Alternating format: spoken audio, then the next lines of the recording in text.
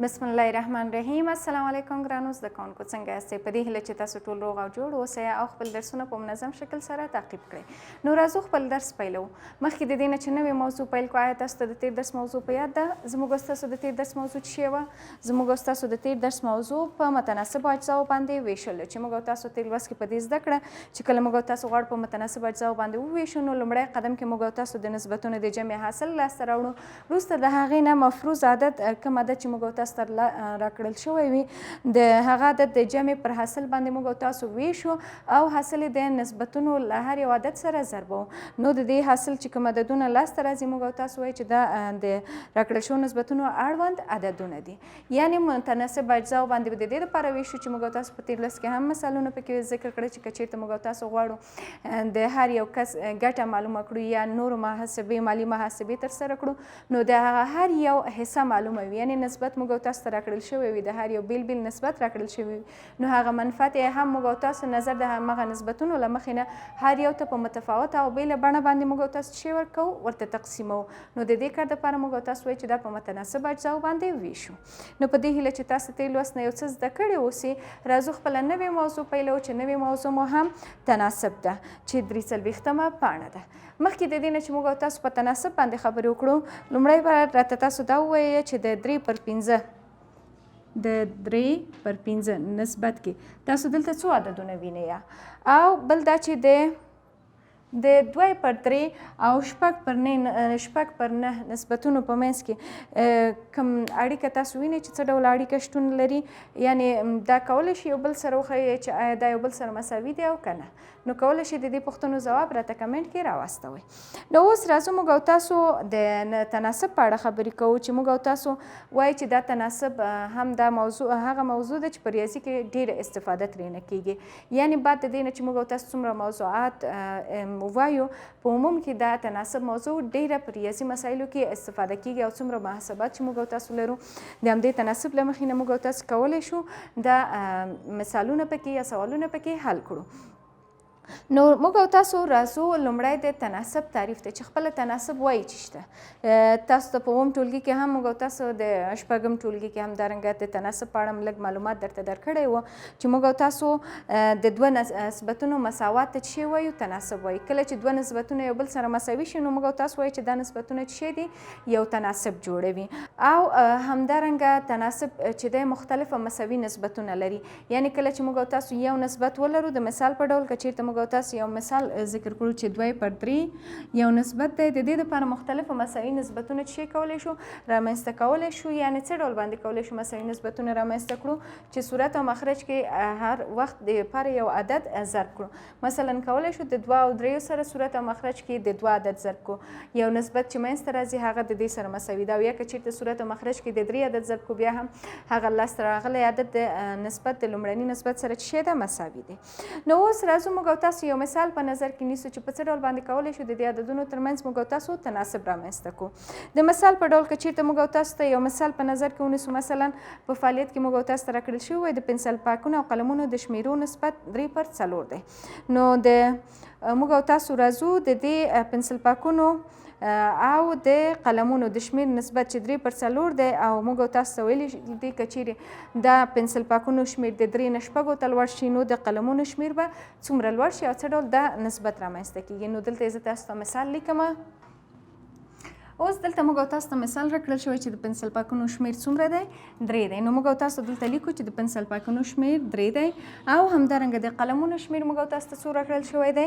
د قلمونو شمیر لیکو چې 4 راکړل شوی دی. نو دلته د قلمونو شمیر لیکو، او د دې دواړو نسبت په څه ډول باندې لیکو؟ 3/4.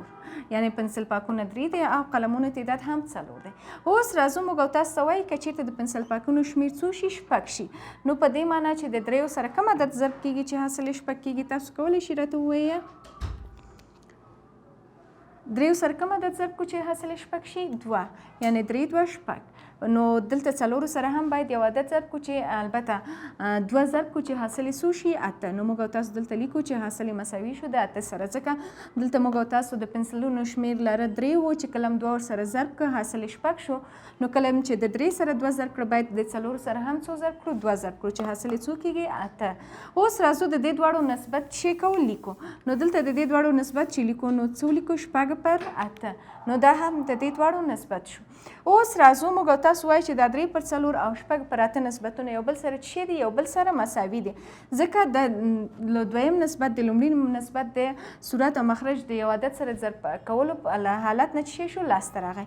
نو دلته زه تاسو ته لیکم چې 3 پر 4 نسبت مساوي ده د کم نسبت سره د 6 پر 8 نسبت سره، ځکه صورت او مخرج کې د دوه عدد ضرب کړ چې حاصل یې څو شو 6 پر 8 شو. نو اوس دې رابطې ته چې دا دوه نسبتونو مساوي والی ښیي، نو موږ او تاسو دې رابطې ته څه وایو؟ تناسب وایو. دې ته څه وایي؟ تناسب وایي، چې تناسب د دوه نسبتونو د مساوي والي نه رامنځته کېږي او دلته پکې 4 عددونه شتون لري. نو اوس راځو موږ او تاسو په دې تناسب کې ګورو چې کوم ځای ته موږ او تاسو طرفین وایو، کوم ځای ته وسطین وایو. البته لکه څرنګه چې دلته مې ولیکه 3 پر 4 مساوي 6 پر 8 کولی شو دا تناسب په بل شکل هم ولیکم، یعنې په دې رقم هم ولیکم. د نسبت علامه موږ او تاسو د علامه مې ورته ښودلې وه که نه؟ هو کولی شو په دې شکل هم ولیکو چې 3 پر 4 نسبت مساوي ده د کم نسبت سره؟ د 6 پر 8 نسبت سره. نو دلته لیکم 6 پر 8 نسبت. اوس دا دواړه چې شو دواړو نسبتونو یو تناسب رامنځته کړه. نو دې تناسب کې موږ او تاسو کوم عدد ته کوم عددونو ته طرفین وایو او کوم عددونو ته وسطین وایو. دلته موږ او تاسو راځو یو عدد 3 دی او بل عدد هم 8 دی، چې دا دواړه عددونه د دې تناسب دواړو طرفونو ته واقع شوي دي که نه؟ نو کله چې دا دواړه عددونه د تناسب دواړو طرفونو ته واقع شوي دي نو موږ او تاسو دې ته څه وایو؟ طرفین وایو. دلته دې ته څه نوم ورکوو؟ طرفین.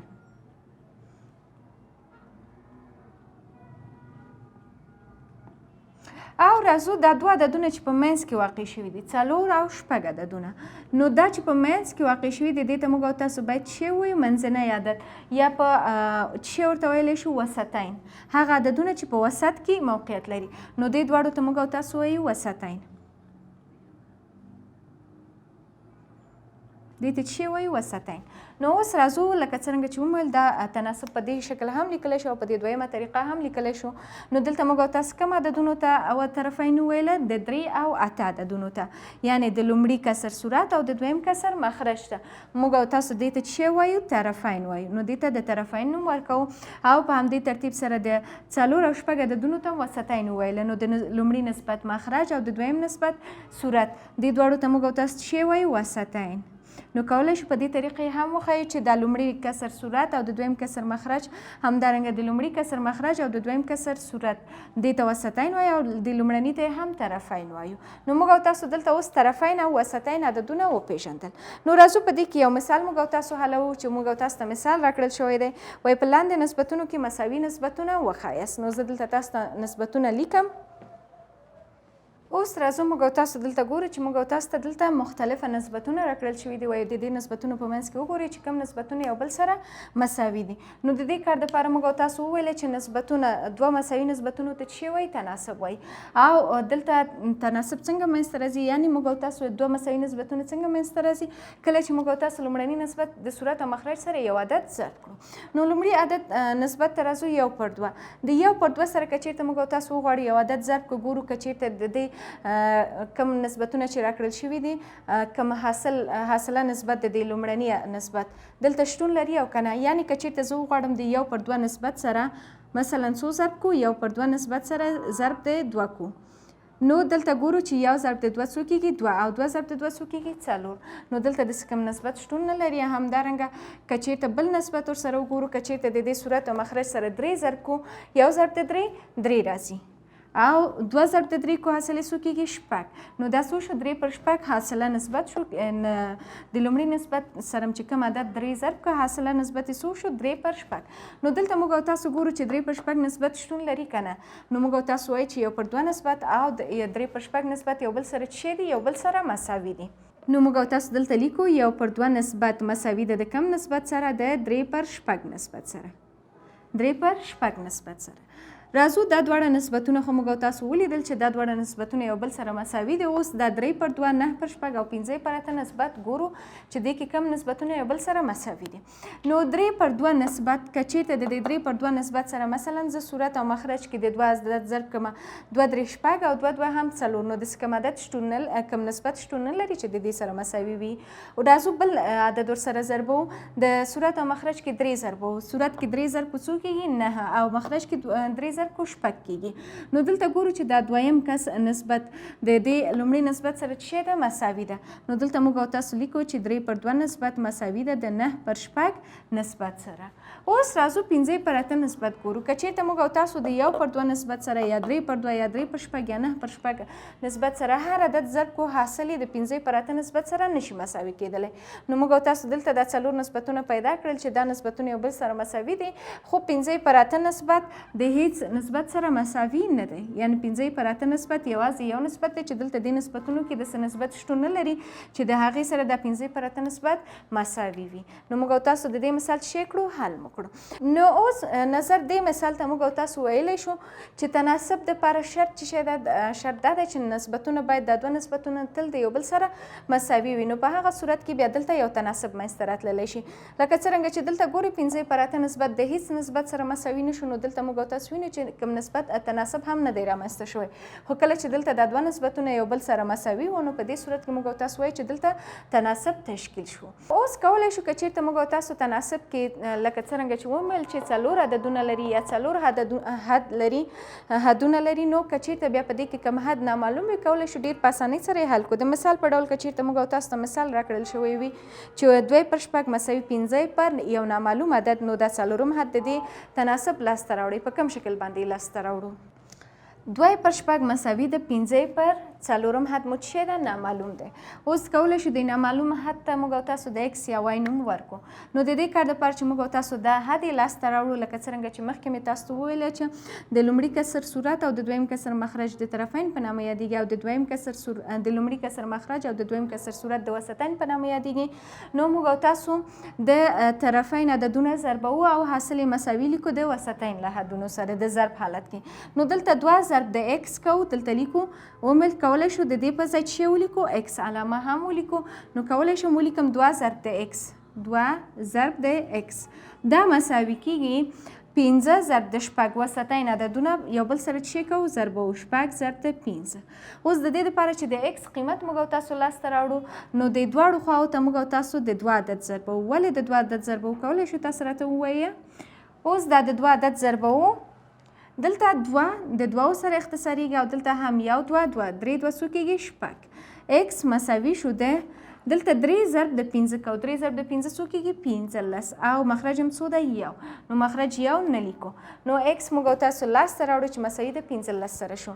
نو د x نه هدف څه ده؟ هدف یې د 4م حد دی. یعنې د 4م حد زموږ او تاسو مساوي د څو سره ده؟ مساوي د 15 سره ده. په همدې ترتیب سره کولی شو نور مثالونه هم موږ او تاسو پکې حل کړو چې دا زموږ او تاسو نننۍ موضوع چې موږ او تاسو نننۍ موضوع کې تناسب وپېژنده او په تناسب باندې مو خبرې وکړې چې د 2 نسبتونو مساوات ته څه وایي؟ تناسب وایي. او همدارنګه د لومړي نسبت صورت او د دویم نسبت مخرج ته طرفین وایي او د لومړي نسبت مخرج د دویم نسبت صورت ته موږ او تاسو د څه په نامه یادو؟ د وسطین په نامه یادو. نو په دې هیله چې تاسو نننۍ موضوع نه یو څه زده کړي اوسئ. زموږ او ستاسو نننۍ موضوع همدلته پای ته رسیږي. پوښتنې ستاسو کورنۍ دنده ده حلوئ به ماته به کمنټ کې راستوئ. که چیرې غواړئ د کتاب PDF ترلاسه کړئ د ویډیو ډسکرپشن کې لینک موجود دی د هغې ځینې ترلاسه کولی شئ. زموږ ویډیو لایک او چینل مو سبسکرایب کړئ. د الله په امان.